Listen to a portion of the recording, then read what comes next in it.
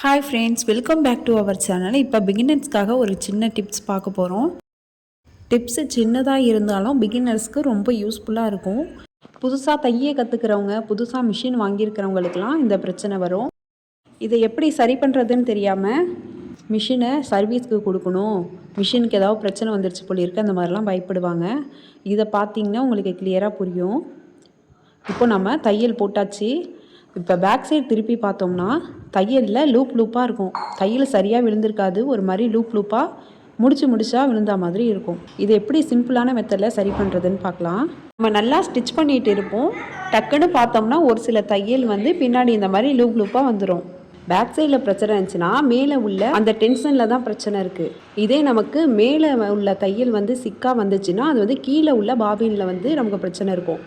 நம்ம எப்படி ஞாபகம் வச்சுக்கணுன்னா, கீழே உள்ள தையல் சரியாக இல்லைன்னா மேலே உள்ள டென்ஷனில் தான் பிரச்சனை. மேலே உள்ள தையல் ஒழுங்காக வரலன்னா கீழே உள்ள பாபினில் பிரச்சனை இருக்கும்.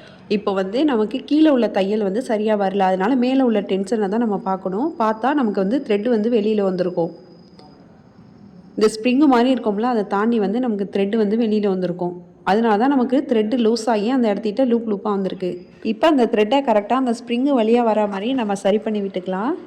இப்போது ஸ்டிச்சஸ் போட்டு செக் பண்ணிக்கலாம். இப்போது தையல் நமக்கு சரியாக வரலனா நம்ம டென்ஷனை டைட் பண்ணி பார்க்கலாம். டென்ஷன் லூஸாக இருந்தாலும் நமக்கு தையல் லூப்பாக வரும்.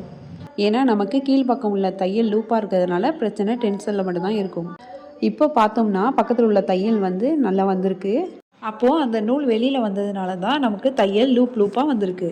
நம்ம எப்போதுமே ஃபஸ்ட்டு டென்ஷனை செக் பண்ணிக்கணும், த்ரெட்டு கரெக்டாக வந்திருக்கான்னு. அது தெரியாமல் நம்ம டென்ஷனை டைட் பண்ணவோ லூஸ் பண்ணவோ கூடாது. இந்த வீடியோ உங்களுக்கு யூஸ்ஃபுல்லாக இருந்துச்சுன்னா லைக் பண்ணுங்கள், ஷேர் பண்ணுங்கள், கமெண்ட் பண்ணுங்கள். மறக்காமல் சிவி சாய்ரா சேனலை சப்ஸ்கிரைப் பண்ணிவிட்டு பக்கத்தில் உள்ள பெல் ஐக்கானை கிளிக் பண்ணிவிடுங்க. தேங்க்ஸ் ஃபார் வாட்சிங்.